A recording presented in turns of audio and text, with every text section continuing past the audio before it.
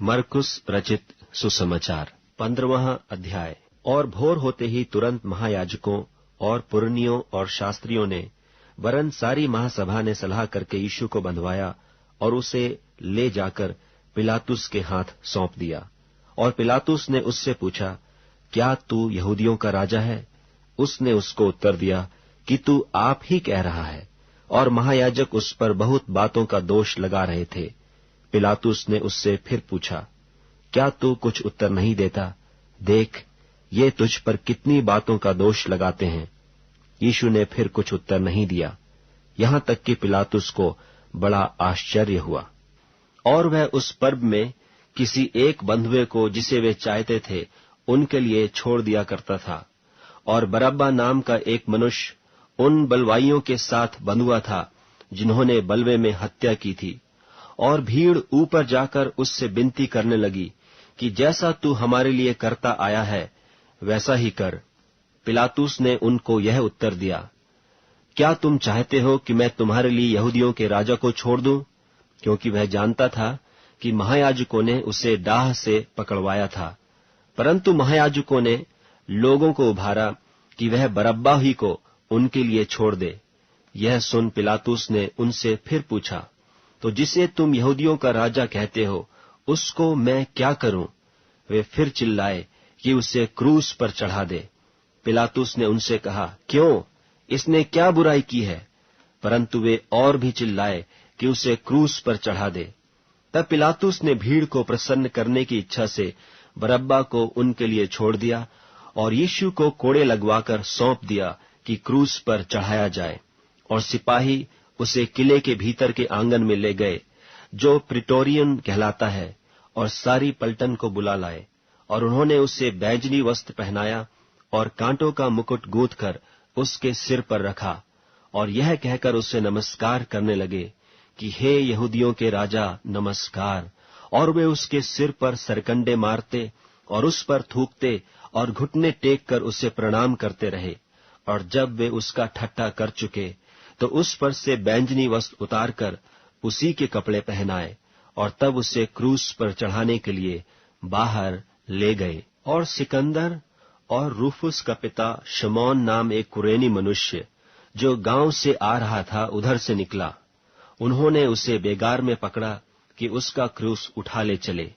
और वे उसे गुलगुता नाम जगह पर, जिसका अर्थ खोपड़ी की जगह है, लाए और उसे मुर्र मिला हुआ दाखरस देने लगे, परंतु उसने नहीं लिया।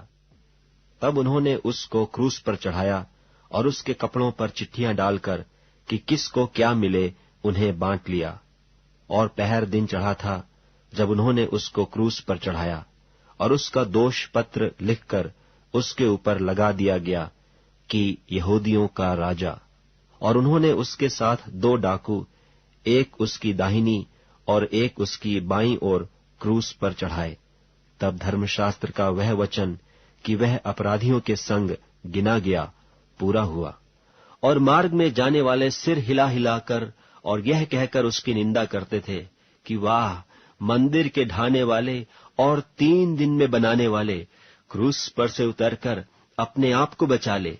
इसी रीति से महायाजक भी शास्त्रियों समेत आपस में ठट्ठे से कहते थे कि इसने औरों को बचाया और अपने को नहीं बचा सकता। इस्राएल का राजा मसीह अब क्रूस पर से उतर आए कि हम देखकर विश्वास करें। और जो उसके साथ क्रूसों पर चढ़ाए गए थे वे भी उसकी निंदा करते थे। और दोपहर होने पर सारे देश में अंधियारा छा गया और तीसरे पहर तक रहा। तीसरे पहर यीशु ने बड़े शब्द से पुकार कर कहा, इलोई इलोई लमा शबक्तनी, जिसका अर्थ यह है, हे मेरे परमेश्वर, हे मेरे परमेश्वर, तूने मुझे क्यों छोड़ दिया? जो पास खड़े थे उनमें से कितनों ने यह सुनकर कहा, देखो, यह एलिय्याह को पुकारता है। और एक ने दौड़कर स्पंज को सिरके में डुबोया और सरकंडे पर रखकर उसे चुसाया और कहा, ठहर जाओ, देखें कि एलिय्याह उसे उतारने के लिए आता है कि नहीं। तब यीशु ने बड़े शब्द से चिल्लाकर प्राण छोड़ दिए और मंदिर का पर्दा ऊपर से नीचे तक फटकर 2 टुकड़े हो गया।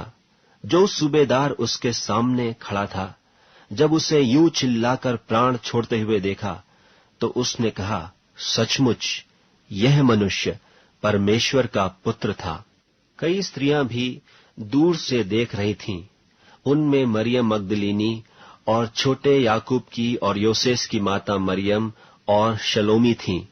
जब वह गलील में था तो ये उसके पीछे हो लेती थीं और उसकी सेवा टहल किया करती थीं।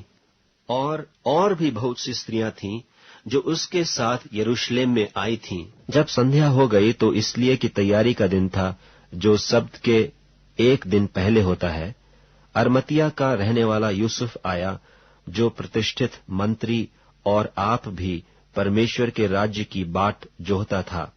वह हियाव करके पिलातुस के पास गया और यीशु की लोथ मांगी। पिलातुस ने आश्चर्य किया कि वह इतना शीघ्र मर गया, और सूबेदार को बुलाकर पूछा कि क्या उसको मरे हुए देर हुई। सो जब सूबेदार के द्वारा हाल जान लिया तो लोथ यूसुफ को दिला दी।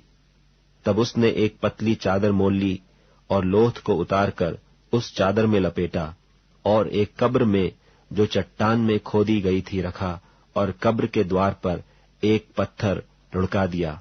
और मरियम मगदलीनी और योसेस की माता मरियम देख रही थीं कि वह कहाँ रखा गया है।